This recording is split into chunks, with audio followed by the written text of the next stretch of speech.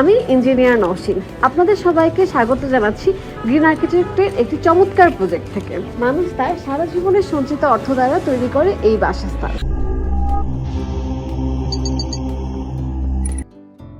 মণ্ডলী, আসসালামু আলাইকুম।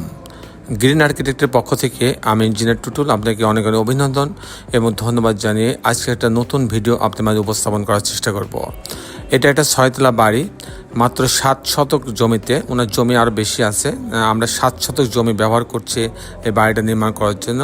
7 শতক জমিতে 4 ইউনিট এটি 6তলা বাড়ির প্ল্যান, ডিজাইন এবং খরচের হিসাব আমি দেখানোর চেষ্টা করব।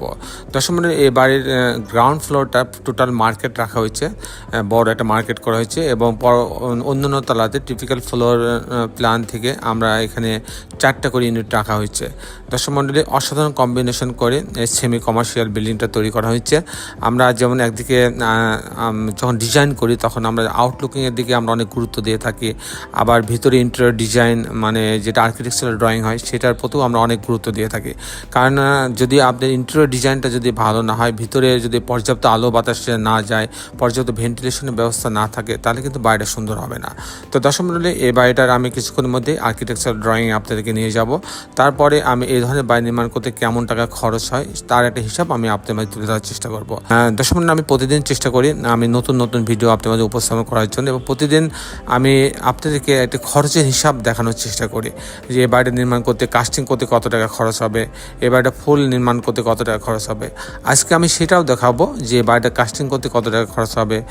আপনার ফুল বাড়িটা যদি আমি কমপ্লিট করতে চাই পাইলিং সহ, লিফট সহ, তাহলে কত খরচ হবে।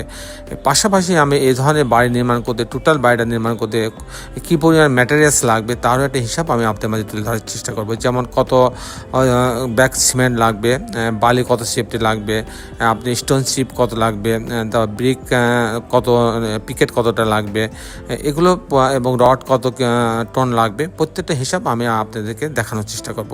তো দর্শক মণ্ডলী, আমি ইঞ্জিনিয়ার টুটুল আছি আপনাদের সঙ্গে। আমি কিছুক্ষণের মধ্যে এটার আর্কিটেকচারাল ড্রয়িং আপনাদের নিয়ে যাব।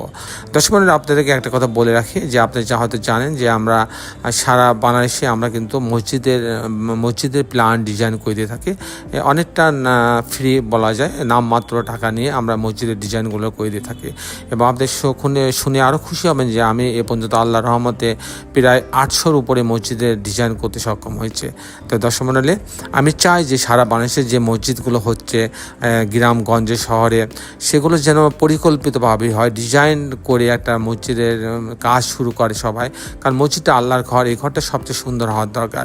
সেই দিকটা বিবেচনা করে আমি এই উদ্যোগ নিয়েছি এবং আমি